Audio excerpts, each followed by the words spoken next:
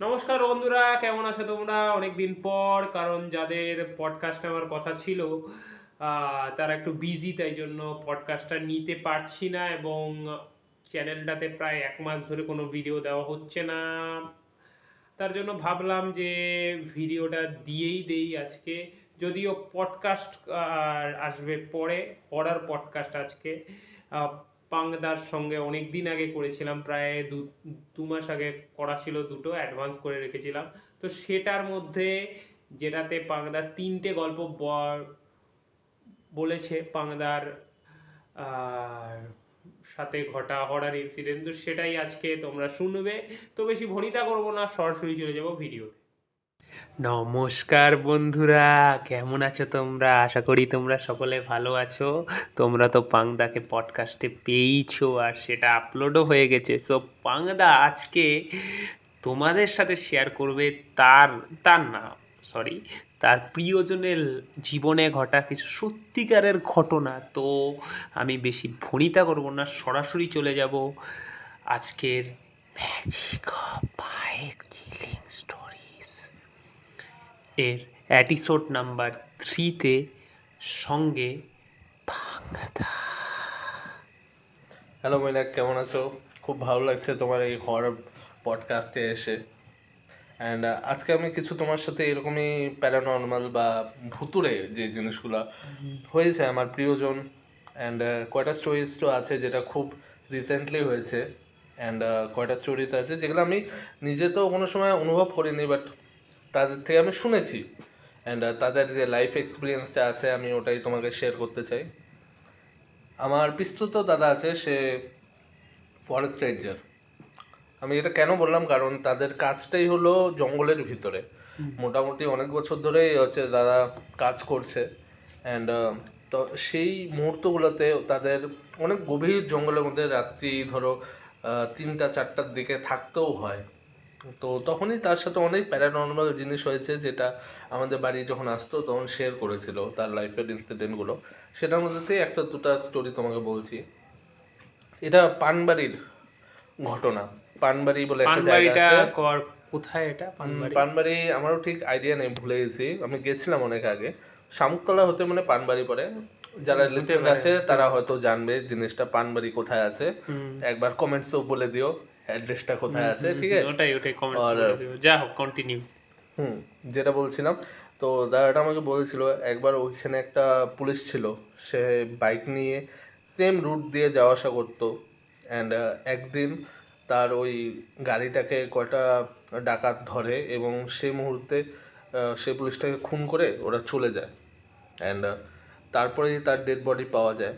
তার কিছুদিন পর থেকেই ওই রাস্তার মধ্যে একটা বাইক চলার আওয়াজ হয়, যেরকম বাইক গেলে পরে একটা হর্ন দিতে দিতে যায়, বা গাড়ি চলার একটা সাউন্ড থাকে না, খুব দাপড়িয়ে চলার মতো একটা তাহলে সাউন্ড। কি মানে যে পুলিশটা খুন হয়েছে সে পুলিশটা কি বাইকে করে মানে যেত যখন জীবিত ছিল আর কি? হ্যাঁ, মানে তার রাস্তাটাই ওটা ছিল, মানে ডিউটির, অ্যাকচুয়ালি ডিউটি দিত যে, ওই রাস্তা দিয়ে ডিউটি দিতে দিতে যেত। অ্যান্ড মারা যাওয়ার পরও আজও ওই রাস্তা দিয়ে একটা গাড়ির আওয়াজ শোনা যায়। লোক কোনো সময় ওটা খোঁজ করতে যায়নি যে গাড়ির সাউন্ডটা কোথা থেকে হচ্ছে, বা কেউ দেখেও নেই ব্যাপারটা, কিন্তু সবাই ওই আওয়াজটা আজও ওই রাস্তায় শুনতে পারে রাত্রি 12টার পর। মানে খুবই গুজবাম্পস দেওয়া ব্যাপার, যে মানে তোমরা বুঝতেই পারছো। আমি আর খোলসা করে কিছু আর আর বলবো না। যা হোক, তোমার কাছে যে আরেকটা সেকেন্ড স্টোরি আছে সেটা হচ্ছেও বলো আর সেকেন্ড কি। স্টোরিটা আমার দাদার সাথে রিলেটেড। দাদার নিজের মানে পার্সোনাল এক্সপিরিয়েন্স, এটা মানে হচ্ছে পিস্তত দাদা সেই আর পিস্তল, কি। হ্যাঁ পিস্তল দাদারই সেই এক্সপিরিয়েন্স, যেটা অনেকটা ছোটোবেলায় হয়েছিল তার সাথে। সে যখন শেয়ার করেছিল ওটা আজ অবধি আমার মাইন্ডের থেকে বেরোতে পারেনি, এতটা আমাকে অবাক করে দিয়েছিল ঘটনাটা। ক্রিপি আর কি ব্যাপারটা। ক্রিপি, খুবই ক্রিপি। আমি স্টার্টিং থেকে বলি, দাদাটাও তখন অনেকটা ছোট, মোটামুটি হবে এই 7 থেকে 8 বছরের 8 হবে। বছর, হ্যাঁ। দাদা, পিস্তত দাদার হ্যাঁ এমনি মানে মানে বাড়ি কোথায় আর কি পিস্তত? পিস্তলদার বাড়িরই ওখানে ঘটনা, ওই মানে বাড়িটা চালসা, কোথায়? হ্যাঁ চালসার ওখানে বাড়ি।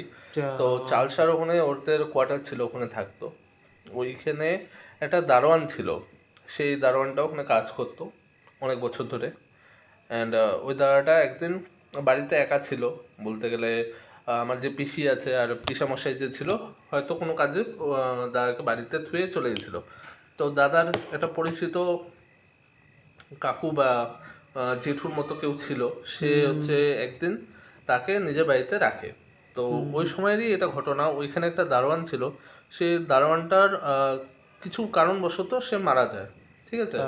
অ্যান্ড দাদা হচ্ছে যখন ছোট ছিল তখন একদিন ব্যালকনির মধ্যে দাঁড়িয়ে ছিল, ব্যালকনির থেকে যখন আমি বলতে গেলেও এখন কেমন লাগছে স্টোরিটা, আমি তোমাকে বলছি। মানে দাদা একদম বাইরে ব্যালকনিতে বসে আছে, অ্যান্ড সেই জেঠুটা যে ছিল দাদার এসে বলল যে বাড়িতে মানে ঘরের ভিতরে যেতে খাইতে। তখন বললো না বসে আছি। অ্যান্ড ওই যে দারোয়ানটা, তার নাম ঠিক মনে পড়ছে না, তখন যে দাদা ছিল তখন বললো যে ওই দারোয়ানটা আসতেছে। তখন ওই জেঠুটা অবাক হয়ে দেখে যে তুই কি বলতেছিস। তখন দাদাটা হচ্ছে দেখায় যে দেখো তুমিও দেখো। অ্যান্ড লিটারেলি ওই মুহূর্তে সবাই ভুলে গেছিলো যে ওই দারোয়ানটা মারা গেছে ওই দিনে। ওই দারোয়ানটার হাঁটা এতটা স্ট্রেট ফরওয়ার্ড ছিল, মানে যেরকম বাতাসের মধ্যে ভেসে আসতেছে, মানে কোনো হাঁটার স্টেপ নেই, একদম ভেসে আসতেছে। তখনও আমার দাদা অনেকটা ছোট ছিল যে এই জিনিসগুলো প্রসেস করতে পারবে যে মারা গেছে এরকমভাবে কীভাবে আসবে, অনেকটাই ছোট সে বয়সে। অ্যান্ড কিন্তু জেঠুটা খুব মানে রিয়্যাক্ট করছিল, যে সঙ্গে সঙ্গে ঘরের ভিতরে ঢুকাইতে বললো আর বললো যে ভালোভাবে তালা মেরে দিতে। মানে ওই দাদাটা অনেকটা পরে রিয়েলাইজ করে যে এটা কিভাবে পসিবল হবে। সেই দারোয়ানটাকে দুজনেই চোখে দেখছে যে সোজাভাবে হাইটে আসতেছে, মানে সেই দিনই মারা গেছে ওই দারোয়ানটা। মানে হচ্ছে ব্যাপারটা হলো যে তার যে পা আর কি সেটা হচ্ছে মাটিতে আর কি ছুটছে না, না মানে হাঁটার স্টাইলটাও যেরকম মানে একদম স্ট্রেট চলে যাচ্ছে, মানে কোনো ফোর্স লাগায় হাঁটতেছে না। দেন এটা খুবই ক্রিপি ব্যাপার যে এটা কিভাবে পসিবল। তখন রাত কটা বাজে এটা কি তখন একটা রাত্রের টাইম ছিল। অ্যান্ড এই ঘটনাটা মোটামুটি 1970-70 দিকে ঘটনা। তাহলে তো অনেক বছর হয়ে গেল আর কি। তাহলে তো তোমার আর কি দাদা প্রায় 40 বছর তো কাছাকাছি হবে। অনেকটা এজ আছে এখন দাদার ফ্যামিলি আছে নিজস্ব। ব্যাপারটা হলো দাদার স্টোরিজ প্রচুর আছে, দাদার লাইফে অনেক হরর ইনসিডেন্ট হয়েছে। না এটা মানে খুবই ক্রিপি, ভাবো একটা লোক মারা গেছে তারপরে তার ফেরা, এটার মতো ক্রিপি হতে পারে না। আর হচ্ছে মেন কথা একদম স্ট্রেট ফরওয়ার্ড আসছে। আর ওরকম কি তোমার 3 নম্বর কোনো স্টোরি কি আছে? মানে স্টোরি বলতে হ্যাঁ একটা মানে হররিফাইং বলতে গেলে সেটা জানি না, বাট জিনিসটা অদ্ভুত লাগবে তোমাদের। আমার দাদারই এটা গল্প। ওই পিস্তো দাদা একবার কাজে মানে আমি একটু বলে দিতে চাই, মানে বাংলার পিস্তো দাদার মানে জীবনে অনেক রকম হরর স্টোরি এক্সপিরিয়েন্স হয়েছে আর কি ব্যাপারটা। আজও হরর জিনিস হয়ে থাকে। মানে বলতে গেলে আমরা দাদাকে বলি যে তোমার সাথে একটা নেগেটিভ এনার্জি কাজ করে যায় না, তুমি অ্যাট্রাক্ট করো নাকি তোমাকে অ্যাট্রাক্ট করে। মানে ওই দাদার সাথে যত হয় সেই কি বলে সুপার ন্যাচুরাল জিনিসগুলো সেগুলো খুব হয়ে থাকে, প্রায় হয়ে থাকে, আজও হচ্ছে। এটা নিয়েও আরো গল্প আছে, আজও হচ্ছে, সেটা অন্য কোনো দিনও বলতে পারি, বাট আজকে পুরোনো গল্পগুলোই বলি আমি। তো আরেকটা গল্প যেটা আছে ওটা দাদার নিজস্বই এক্সপিরিয়েন্স করা। দাদা তো ফরেস্ট রেঞ্জার, যেটা আগে বললাম। তো একবার একটা শ্মশানের ওদিকে গিয়েছিল, তখন বিকালবেলা টাইম হয়ে যাচ্ছে, তো শ্মশানে কোথাও পুরাচ্ছে কাউকে, ঠিক আছে, একটা মহিলা হয়তো বলছে। দাদা একটা বন্ধুর সাথে ছিল, তো দুজন ওই নদীর ধার দিয়ে হাঁটাহাঁটি করতেছে। তখনই ওখান থেকে একদম ভীষণ চিল্লানোর আওয়াজ, মানে এত জোরে চিৎকার, মানে কোনো সময় কোনো মহিলা বা কোনো একটা প্রাণী যেভাবে চিৎকার করতে পারে ওরকম একটা সাউন্ড ছিল। দাদা তো বলে ওটা কোনো মহিলার কান্না করার আওয়াজ ছিল হয়তো, কিন্তু আশেপাশে ওখানে খালি একটা চিতা জ্বলছে, কিন্তু কেউ নেই ওখানে, আশেপাশে কোনো মানুষ নেই।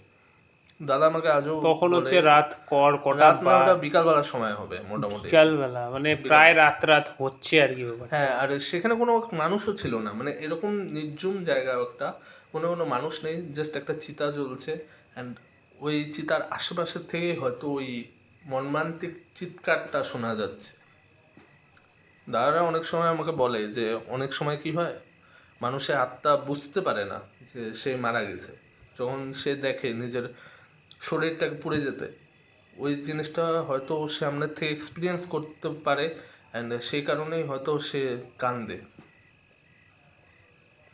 এটা খুবই টেরিফাইং অ্যান্ড Terrifying, গুজবাম্পস হ্যাঁ। সত্যি, মানে আর পাংদার কাছে আরও হয়তো স্টোরি আছে, কিন্তু আমি আপাতত এখানেই আর আজকের জন্য আর না, ঠিক আছে। তো পাংদা তাহলে আরেকটা স্টোরি আর কি বলবে।